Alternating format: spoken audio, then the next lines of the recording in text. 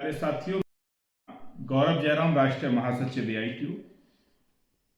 मेरे प्यारे साथियों, ये वीडियो मैं शुरुआत में RRB ग्रुप डी के कैट के फैसले को लेकर के अपडेट दूंगा और दूसरे पार्ट में मैं आपको जानकारी दूंगा कि ALP यानी कि असिस्टेंट लोको पायलट की जो भर्ती है, उस भर्ती को लेकर के जो गड़बड़ हुई कैट के अंदर में, जिस प्रकार से स्टे मिला, अब नेक्स्ट स्टेप में हमको क्या कामयाबी मिली है, कहां तक कार्रवाई पहुंची है, इन दो बातों पे मैं आपसे बात करूंगा। आप ये वीडियो पूरा देखें। बहुत छोटा ही मैं वीडियो बनाऊंगा और कम शब्दों में ज़्यादा बात कहने का प्रयास करूंगा। अपने तमाम ITI के छात्रों तक ये पहुंचा दें इस वीडियो को शेयर करके। चैनल को सब्सक्राइब कर लें। ALP के छात्र अगर नए जुड़े हैं इस प्लेटफॉर्म के साथ में, AITU के साथ में, तो वो भी चैनल को सब्सक्राइब कर लें और अपने साथियों तक भेजने का काम करें। मेरे प्यारे साथियों, दिल्ली कैट का RRB ग्रुप डी को लेकर के जो जजमेंट आना था 4 तारीख को, जो सुनवाई हुई, वो आज 5 तारीख निकलने के बाद भी, 6 तारीख निकलने के बाद भी, आज 7 तारीख हो चुकी है। किसी भी प्रकार से फ्राइडे का दिन है, कोई भी जजमेंट अभी तक नहीं आया है। और इतना ही नहीं, कल 8 तारीख होने वाली है और 9 तारीख को संडे है, यानी कि 9 तारीख तक अभी संभावना भी नहीं लगती है कि RRB ग्रुप डी वाले मामले में कैट का कोई जजमेंट आएगा। अब इसके पीछे बहुत सारे कयास लगाए जा रहे हैं, बहुत सारे लोगों ने बहुत सारी वीडियो बनाई है, बहुत सारी बातें कही हैं, अपने अपने तर्क, अपने अपने अनुभव आप लोगों के बीच में परोसने का भी काम किया है। जबकि मेरे प्यारे साथियों, मैं पहले ही दिन से इस बात को कह रहा हूं कि दिल्ली हाई कोर्ट ने जो स्टे दिया है, वो स्टे में जो सुनवाई है हाई कोर्ट की, वो 13 तारीख को उसके लिए डेट फाइनल की गई है। यानी हाई कोर्ट में 13 तारीख को सुनवाई है और नेक्स्ट जजमेंट तक ये हर ऑर्डर में लिखा होता है कि भर्ती प्रक्रिया स्टे रहेगी, इंटरिम ऑर्डर कंटिन्यू रहेगा। और मैंने लास्ट वीडियो में भी ये बात कही थी और उसमें कई सारे पॉइंटों पे भी मैंने बात किया था कि आप लोग भली भांति जानते हैं कि 17 नवंबर से एग्जाम होगा या नहीं होगा। इसका सवाल का जो जवाब है अब आपको मिलने लगा होगा, ऐसी मुझे पूरी उम्मीद है, क्योंकि 7, 8, 9 यानी कि 9 नवंबर तक भी स्टे आने की संभावना, कैट का जो ऑर्डर आने की संभावना नहीं लगती है। और 17 तारीख से एग्जाम की घोषणा रेलवे ने कर रखी है नोटिफिकेशन के अंदर। तो मैं नहीं समझ पा रहा हूं कि वो किस तरीके से, अगर 10 तारीख के अंदर में अगर ऑर्डर आता भी है, तो क्या मात्र 5 दिन के अंदर में ऐसा कुछ हो जाएगा कि रेलवे 17 तारीख से एग्जाम करा लेगा? पॉसिबल नहीं है। सेंटर की जानकारी देना, छात्र को सही समय देना, उचित दूरी का डिस्टेंस तय करना पड़ता है बच्चे को सेंटर पे एग्जाम देने के लिए। वो सारी की सारी बातें रेलवे को समय रहते बतानी पड़ेगी। इसमें कोई किसी को प्रॉब्लम नहीं होनी चाहिए। ये बात आपको बहुत आसानी के साथ में समझ में आ चुकी होगी। इसलिए मेरा अनुभव ये कहता है कि 17 तारीख का एग्जाम पोस्टपोन होगा। ऑर्डर आने की हम लोग वेट कर रहे हैं, आप सब लोग वेट कर रहे हैं। ऑर्डर जैसे ही आता है, नेक्स्ट स्टेप के लिए हम लोग पूरी तरीके से प्रिपेयर हैं, पूरी तरीके से हम लोग तैयार हैं। हमारी टीम AITU, हमारे तमाम सहयोगी साथी पूरी तरीके से इस बात के लिए सक्रिय हैं और हम लोग तैयार हैं। रही बात आपका जो सवाल है कि ऑर्डर में देरी के पीछे रेलवे का हाथ हो सकता है, इस प्रकार की बहुत सारी बातें आपके माध्यम से मेरे पास तक पहुंचाई जा रही है। आप कमेंट भी करते हैं इस प्रकार की, और मैं सारी कमेंटों को ऑब्जर्व करता हूं, उन कमेंटों के भी मैं जवाब देने का प्रयास करता हूं वीडियो के अंदर। ये मेरे लिए ये कहना उचित नहीं होगा, क्योंकि मैं एक बहुत बड़ी संस्था जो टेक्निकल के फील्ड में सालों से काम कर रही है, जिसके साथ में लाखों लोगों की उम्मीदें जुड़ी हुई हैं, जिसके साथ में लाखों लोग मेंबर के रूप में काम कर रहे हैं, जिला अध्यक्ष के रूप में काम कर रहे हैं, प्रदेश अध्यक्ष आदि के रूप में काम कर रहे हैं, और मैं उस संगठन यानी एआईटीयू का राष्ट्रीय महासचिव हूं। तो मैं इस बात को नहीं कह सकता हूं कि इसके अंदर में कुछ गड़बड़ है, लेकिन जो भी है संविधान के दायरे में ही होगी। अगर संविधान की खिलाफत अगर कोई भी आदमी करेगा तो उसको उसकी सजा भी भुगतनी होगी, ये आप भली भांति जानते हैं, क्योंकि हम लोग बाबा साहब भीमराव अंबेडकर जी के द्वारा बनाए गए संविधान के दायरे में पूरा हिंदुस्तान काम कर रहा है। उनकी दूरगामी जो सोच थी उसके दायरे में काम कर रहा है। इसलिए मैं इतना ही कहूंगा कि फैसला जो भी आएगा संविधान के दायरे में होगा, और संविधान के दायरे में ही होना चाहिए।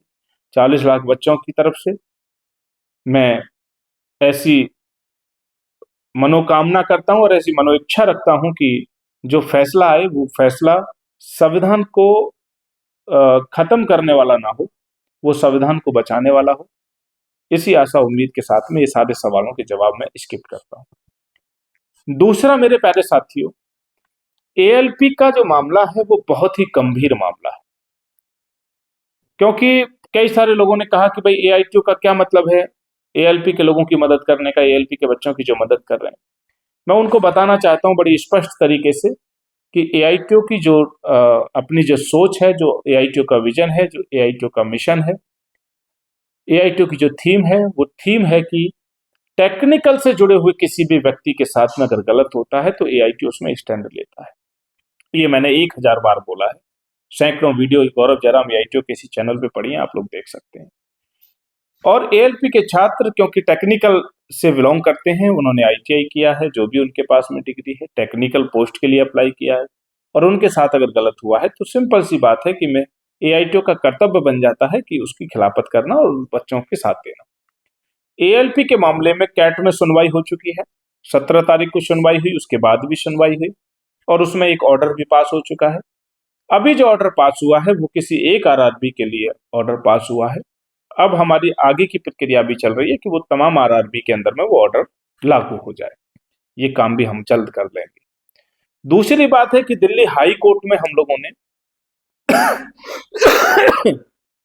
कैट के द्वारा जो जजमेंट दिया गया उसके किसी एक पॉइंट को लेकर के जो फुली अभी जो डीवी और मेडिकल जो चल रहा है, जो ज्वाइनिंग लेटर की जो प्रक्रिया के लिए आगे बढ़ गया है मामला, रेलवे की तरफ से बहुत तेजी के साथ में काम चल रहा है, उसको रोकने के लिए हम लोगों ने दिल्ली हाई कोर्ट का रुख कर लिया है। उसको मैं कंफर्म करने के लिए आपको इस वीडियो में बता रहा हूं। हमारा डायरी नंबर जारी हो चुका है, केस हमारा रजिस्टर्ड हो चुका है, बाकी की फॉर्मेलिटीज हमारी अभी चल रही हैं।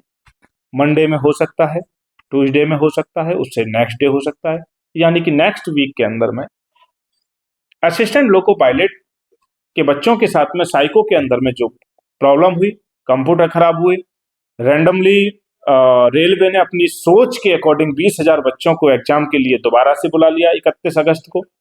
किस आधार पे बुलाया, क्यों बुलाया, सभी को क्यों नहीं बुलाया गया?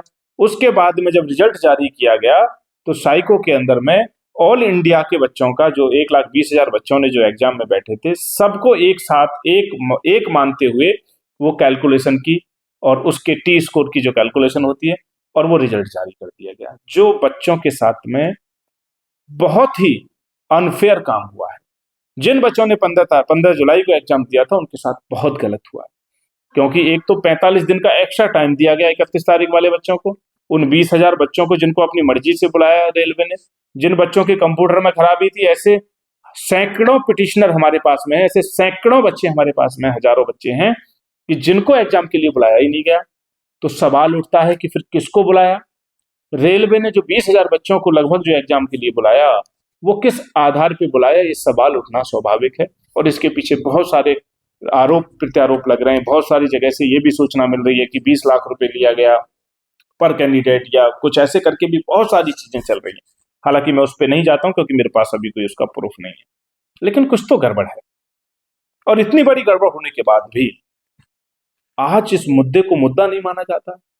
जो बच्चा अपनी पूरी मेहनत लगाता है, 5 साल 7 साल से तैयारी कर रहा था, और उसका CBT 1 CBT 2 का आप रिजल्ट देखेंगे, 94 उसके नंबर आते हैं, बहुत अच्छी रैंक बना करके आता है, और रेलवे की लापरवाही की वजह से उसका कंप्यूटर खराब हो जाता है और उसके बाद उसको बाहर कर दिया जाता है फाइनल मेरिट से।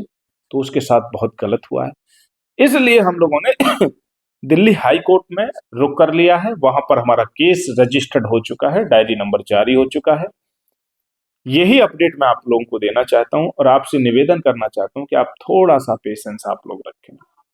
पेशेंस के साथ आप अगर चलेंगे तो पॉजिटिव एनर्जी आपके अंदर में आती है, और पेशेंस जब आप खोते हैं तो नेगेटिव एनर्जी आपके अंदर प्रवेश करती है, और नेगेटिव एनर्जी किसी भी समस्या का समाधान नहीं है।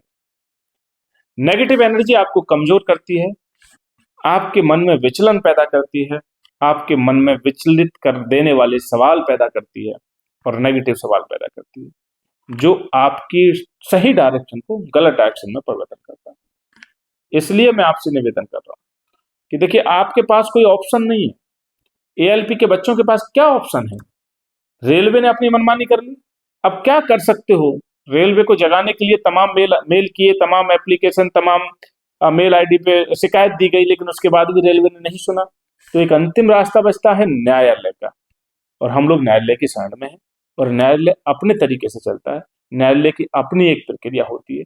जो लोग इस बात को कहते हैं कि सालों लग जाते हैं, डेफिनेटली सालों लग जाते हैं, लेकिन अगर पैरवी अच्छी हो, आपका सिस्टम अच्छा हो, आपकी तैयारी अच्छी हो, तो आपने देखा कि फरवरी मार्च के अंदर में, मार्च से लेकर के अब तक रेलवे ग्रुप डी के अंदर में कितनी सारी सुनवाई हुई और एक कोर्ट से जजमेंट पारित करा लिया गया। अब हाई कोर्ट की बारी है, हाई कोर्ट के जजमेंट भी अगले 1 महीने के अंदर में आ जाएगा, और उसके बाद में ये पूरी की पूरी भर्ती प्रक्रिया की स्पष्ट इमेज सामने आ जाएगी ग्रुप डी वाले मामले में।